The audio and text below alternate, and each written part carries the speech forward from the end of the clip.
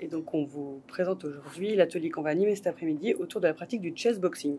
Donc le chessboxing, c'est une pratique qui mélange les échecs et la boxe. Et l'intérêt, c'est de travailler sur tout ce qui est gestion des émotions, flexibilité mentale, exactement, affirmation de soi, à travers donc une pratique qui est innovante et qui mélange une pratique purement physique avec une pratique cognitive. On a proposé de le présenter cet après-midi puisque c'est une discipline qu'on croise quand même peu et qui nous semble très intéressant pour aborder la question de l'affirmation de soi sous un biais un petit peu différent de ce qui se pratique habituellement. Et on a trouvé aussi plutôt intéressant de pouvoir présenter notre groupe qu'on a animé à deux, ce qui est aussi assez rare de voir un groupe qui soit animé à la fois par un neuropsy et à la fois par un enseignant en activité physique adaptée et santé.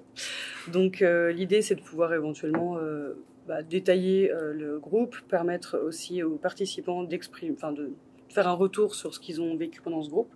Et puis, si les personnes trouvent ce groupe intéressant, de leur donner les clés pour qu'ils puissent le mettre en place au sein de leur service.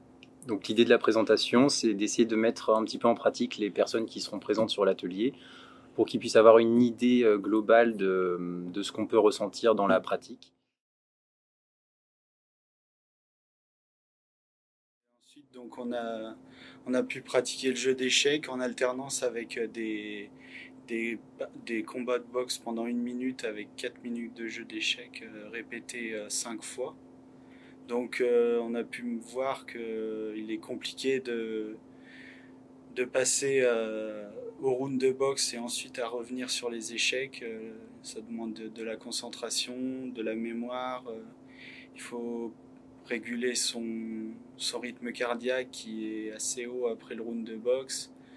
Donc ça demande de la flexibilité. Ouais, ça travaille beaucoup la flexibilité, c'est hyper intense la boxe. La boxe anglaise, c'est fatigant. Et puis les échecs, c'est très mental. Donc on a aussi besoin d'énergie, même si c'est pas physique. Et c'est très difficile la transition et on travaille beaucoup sur ça et ça apporte vraiment des améliorations au niveau de la flexibilité en particulier.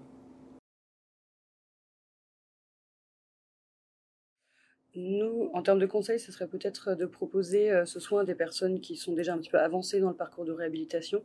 C'est-à-dire que nous, c'est un soin qu'on a pensé en 3e intention, donc pour des personnes qui sont au stade à peu près 4 ou 5 de rétablissement. Il nous semble que par le niveau d'engagement, à la fois physique et cognitif, qui est demandé dans le groupe, ça nous semble plutôt adapté de proposer comme ça à des personnes qui sont plutôt en fin de parcours, plutôt que proposer ça tout au début. Ce sera plutôt ça notre conseil pour la mise en pratique.